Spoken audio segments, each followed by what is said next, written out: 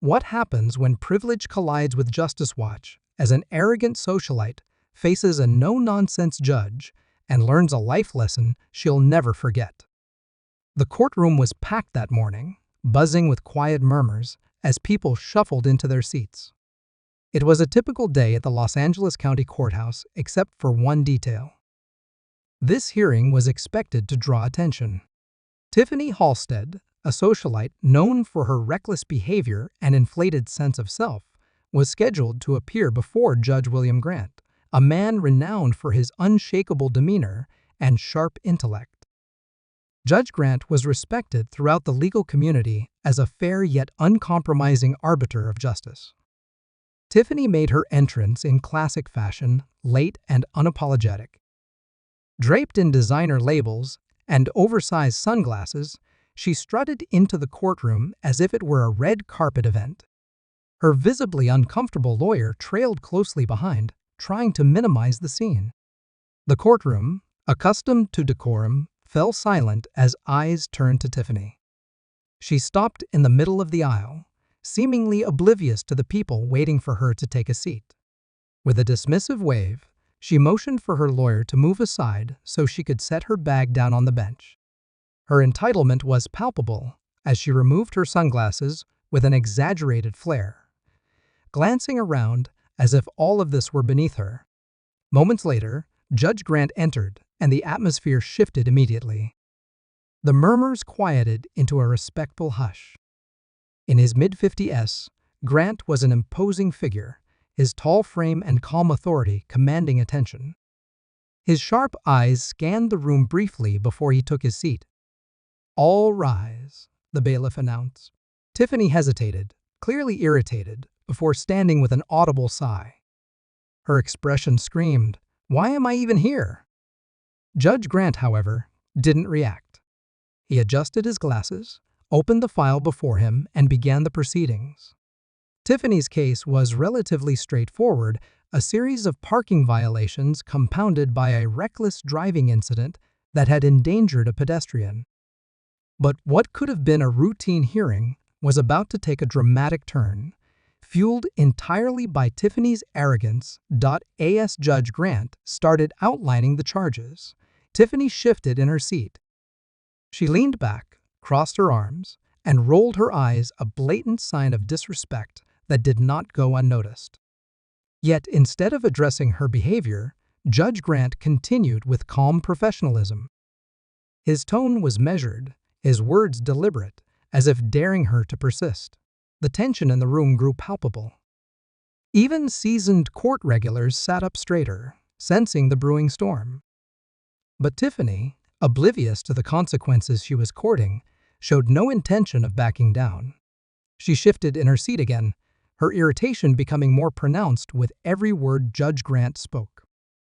Tapping her manicured nails against the wooden table loudly enough for those nearby to hear, she added to the growing tension.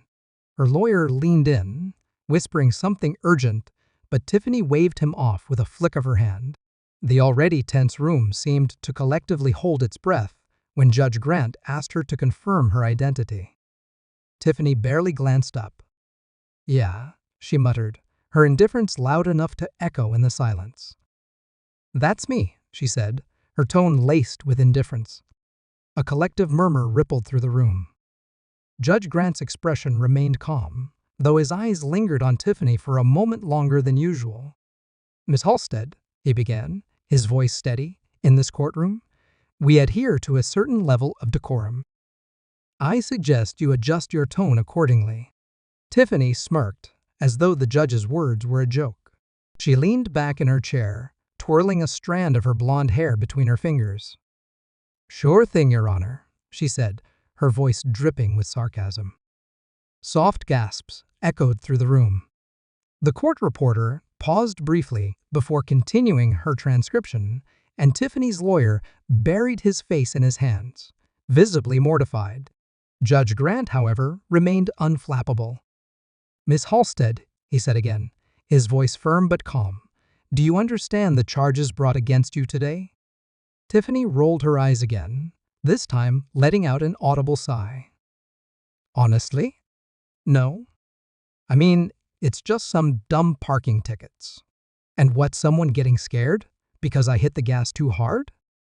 This is a waste of time. The courtroom fell silent. All eyes were now on Judge Grant, who carefully closed the folder in front of him. He removed his glasses, placing them deliberately on the bench. For a moment, it seemed as though time itself had paused.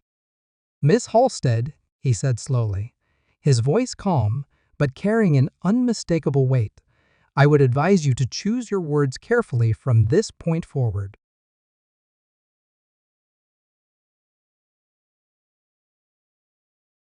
The gravity of his tone caused even the most disinterested court spectators to sit up straighter. But Tiffany, still oblivious to the seriousness of the situation, simply shrugged. "What? It's true," she said, leaning forward slightly. "It's not like I hurt anyone. This whole thing is ridiculous." What Tiffany failed to realize was that her words were no longer falling on deaf ears. Judge Grant's silence spoke volumes, and the courtroom was about to witness a response they would never forget. Judge Grant leaned back in his chair, his piercing gaze fixed on Tiffany. The room remained silent, the weight of the moment pressing down on everyone present. Even Tiffany's lawyer, who had been shuffling papers nervously, stopped to glance at the judge. "You believe this is ridiculous, Miss Halstead?" Judge Grant asked, his tone steady, almost conversational. He didn't raise his voice, but the authority in it was impossible to ignore. Tiffany scoffed. "Yeah, I do. I mean, come on. It's not like I robbed a bank or something. This is just overkill." She waved her hand dismissively, as though brushing away an imaginary nuisance. Judge Grant nodded slowly, folding his hands on the bench.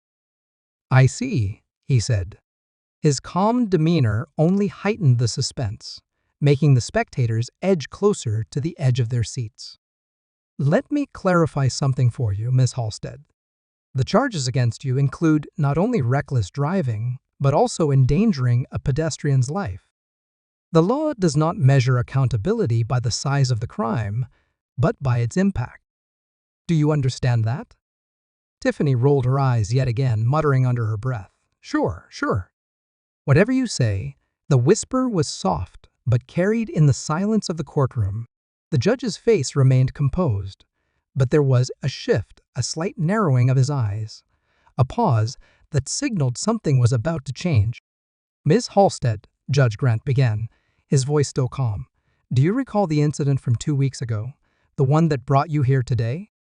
Tiffany shrugged, looking bored. "Some guy stepped off the curb. I honked. He moved. End of story." The judge raised his eyebrows. "End of story, you say?" "Yeah," she said, crossing her arms. "No harm, no foul." But Judge Grant wasn't finished. He reached for a document on the bench, flipping through it with measured precision. Then he addressed the courtroom. "Let the record show," he said, his voice carrying authority, that the pedestrian in question, Mr. Edward Lopez, was a 67-year-old retired teacher. He was crossing the street legally when Miss Halstead accelerated toward him, causing him to stumble and injure his wrist. He has since required medical attention and continues to experience pain. Tiffany's smirk faltered for the first time. She glanced at her lawyer, who whispered something to her, but she waved him off again. "I didn't hit him," she muttered. "He was fine." "Miss Halstead," Judge Grant continued, now directing his full attention back to her, "does this sound like no harm, no foul to you?" Before Tiffany could open her mouth to reply, Judge Grant's next move made it abundantly clear that her actions had far-reaching consequences she could no longer ignore. The judge's steady gaze remained fixed on Tiffany, his voice measured as he continued, "Miss Halstead, your perspective on this matter is troubling not because of the charges themselves, but because of your refusal to acknowledge the weight of your actions." Tiffany leaned back in her chair, feigning nonchalance, though the growing tension in the room was impossible to miss. "Look," I said, "I didn't hit him." People are so dramatic these days. The comment elicited a few gasps from the courtroom gallery. Judge Grant tapped his pen lightly against the desk, pausing for a moment before speaking again.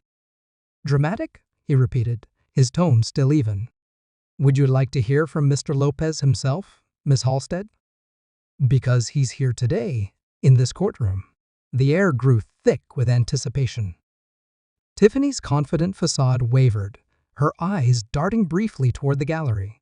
A man in the second row, Mr. Lopez, sat quietly, his arm in a sling. His weathered face showed no anger, only a kind of quiet disappointment that seemed to cut deeper than any harsh words could. Tiffany shifted uncomfortably in her seat, but her defiance wasn't entirely gone. "I'm sure he's fine," she muttered, though her voice lacked its earlier bravado. Judge Grant leaned forward slightly, his presence commanding the room. "Miss Halstead, your dismissal of this man's pain speaks volumes about your character. But this isn't just about him. It's about the precedent we set when individuals of privilege believe they are above accountability." The courtroom was so silent that even the faint scratch of the court reporter's pen could be heard.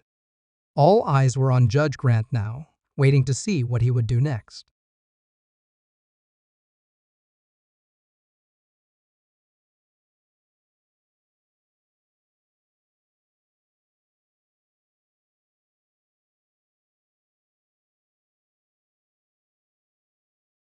Then, with a calm that belied the weight of his words, he said, "Since you seem unconcerned about the consequences of your actions, perhaps it's time you experience them firsthand." Tiffany blinked, her earlier bravado crumbling. "What's that supposed to mean?" she asked, her voice tinged with genuine worry for the first time. Judge Grant didn't answer immediately. Instead, he gestured toward the bailiff, who handed him a small stack of papers. The judge began reading aloud, detailing the fines, mandatory community service, and court-ordered sensitivity training Tiffany would need to complete. But it wasn't the penalties themselves that made the biggest impact, it was the way he delivered them, weaving in a powerful message about privilege, empathy, and the responsibility that comes with living in a shared society. What truly shook Tiffany and the entire courtroom was the unexpected final decision Judge Grant announced, one that would make her confrontation with reality unavoidable. Judge Grant set the papers down, his gaze steady and unwavering. The weight of his next words seemed to fill the room before they were even spoken. "Miss Halstead," he began, "I have reviewed the details of this case extensively. Given the severity of your actions and your blatant disregard for accountability, I am issuing a sentence that I believe will not only address the legal violations, but also provide you with a much-needed perspective." Tiffany sat up straighter, her earlier flippancy replaced by a flicker of unease. "Perspective?" she echoed, her voice edged with disbelief. "Yes," Judge Grant said firmly. "In addition to the fines and 200 hours of community service, you will spend the next 30 days volunteering at the downtown women's shelter. You will work directly with individuals who have faced hardship, often through no fault of their own. Perhaps then, you'll understand the impact of carelessness and entitlement." A collective murmur spread through the room. This wasn't the typical sentence one expected in a case like this, and the crowd's mixed reactions were palpable. Some nodded in approval, while others exchanged incredulous glances. But the most telling reaction came from Tiffany herself. "You've got to be kidding me," she said, her voice rising. "You want me to what? Hang out with homeless people? That's not my problem." Judge Grant's face didn't change, but his voice grew colder. "Miss Halstead, it is precisely that mindset that landed you in this courtroom today. Your actions reflect a lack of understanding, a refusal to see how your choices affect those around you. This is not a punishment, it is an opportunity for growth. And let me be clear, failure to comply will result in a much harsher sentence." Tiffany's lawyer tugged at her sleeve, whispering urgently, but she yanked her arm away. "This is insane. You can't force me to do this." Judge Grant raised a hand, silencing her outburst. "Miss Halstead, this court has the authority to enforce community service as part of your sentence. You will report to the shelter by 8 a.m. each morning, and your supervisor will provide weekly progress updates. Should you fail to cooperate, I will see you back in this courtroom under far less favorable circumstances." The room was silent again, the weight of Judge Grant's words hanging heavily in the air. Tiffany's face flushed with anger, but for once she said nothing. She simply sat there, stunned and silent. But the moment wasn't over yet. Judge Grant's final remarks would leave a lasting impression not just on Tiffany, but on everyone in the room. Judge Grant adjusted his glasses, his calm demeanor unshaken despite Tiffany's visible defiance. He let the silence stretch for a moment, ensuring his next words would land with full force. "Miss Halstead," he began, "this courtroom does not exist to humiliate or belittle. It exists to uphold justice and, when possible, to teach. Your privilege has shielded you from consequences for far too long, and that has cost you the ability to empathize. This is not about punishment. It's about helping you reclaim your humanity." The courtroom held its collective breath. Tiffany, clearly uncomfortable, glanced at the gallery, her bravado slipping further. She opened her mouth as if to speak, but seemed to think better of it. "Do you know what Mr. Lopez said when asked about his feelings toward you?" Judge Grant asked, his voice softer now, almost conversational. Tiffany shook her head, her eyes darting to Mr. Lopez, who remained seated in the gallery. His expression was still one of quiet disappointment. He said, Judge Grant continued, "I don't want her to suffer. I just want her to understand. Because if she doesn't, she'll keep hurting people, and one day it might be something she can't undo."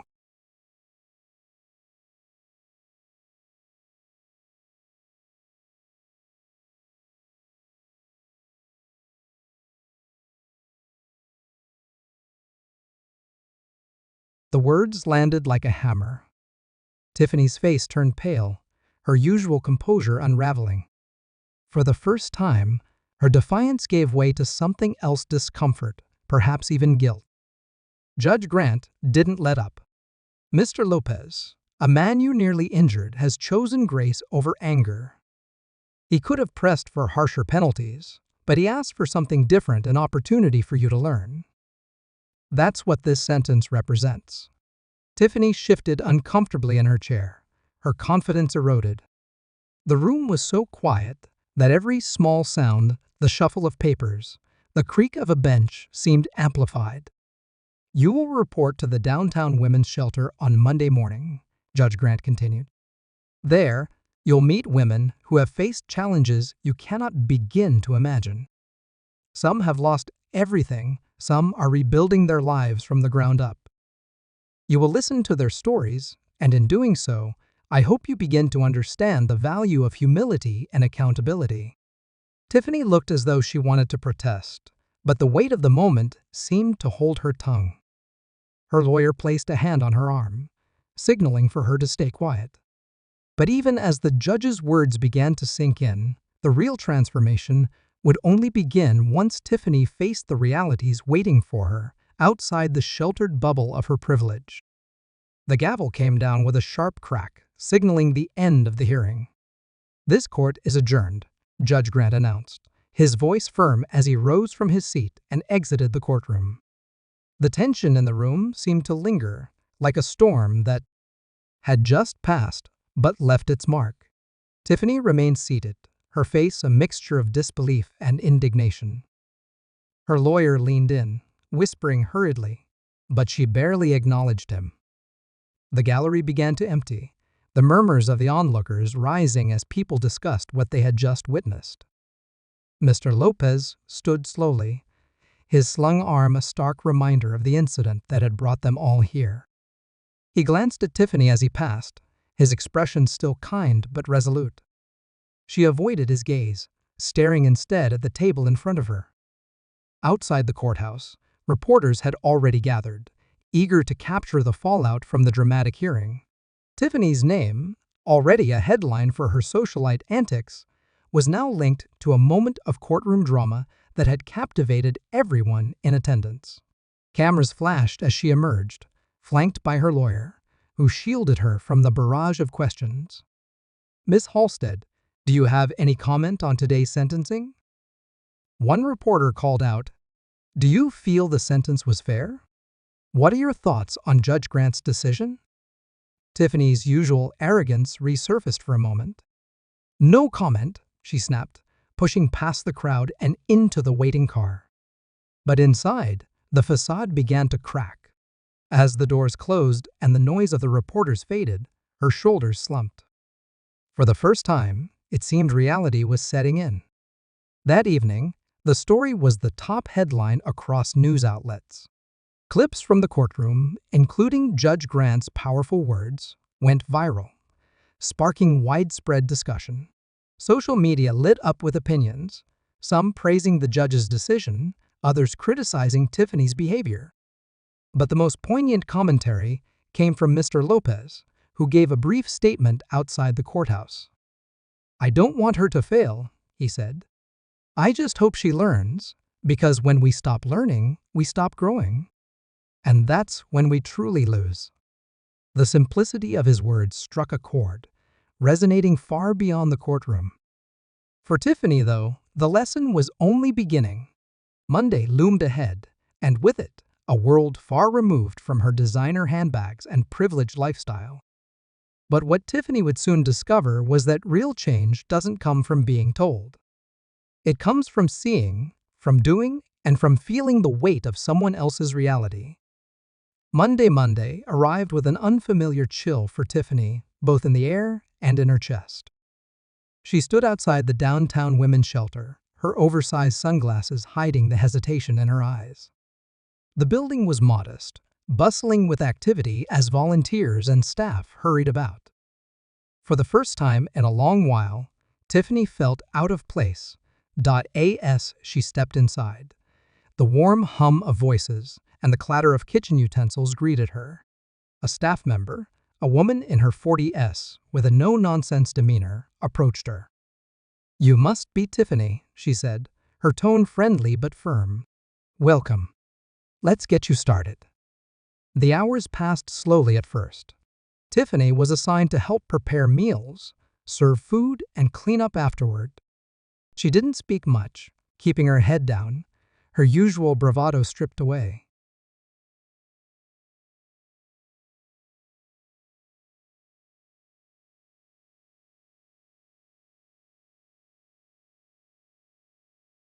But as the day wore on, she began to notice things she hadn't before. The gratitude in the smiles of the shelter's guests, the camaraderie among the staff, and the resilience in the stories she overheard. One woman, a single mother of 3, shared her struggles with Tiffany over lunch. Her voice was steady, but her words carried the weight of years of hardship. "You think you've got it all figured out," she said, her eyes meeting Tiffany's. "But life has a way of teaching you what really matters." That night, as Tiffany drove home, her thoughts were uncharacteristically quiet. The faces of the people she'd met lingered in her mind, along with Judge Grant's words. For the first time, she began to wonder if there was more to life than the world she had built for herself, a world of privilege, isolation, and superficiality. In the weeks that followed, Tiffany's mandatory service continued. Day by day, the walls she had built around herself began to crack. She listened more, spoke less, and slowly, almost imperceptibly, began to change. By the time her sentence was complete, Tiffany stood before Judge Grant once more, this time, a quieter, more introspective version of herself. "Thank you," she said, her voice steady, "for not giving up on me." Judge Grant nodded, his face softening just slightly. "The real thanks will come when you take what you've learned and use it to make a difference." As Tiffany left the courthouse, the sun shining brightly overhead, she carried a small but powerful hope, a chance to rebuild not just her life, but her perspective.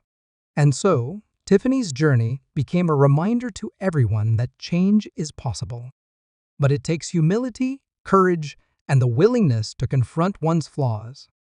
What will you do today to open your heart and mind to the lessons life has to teach?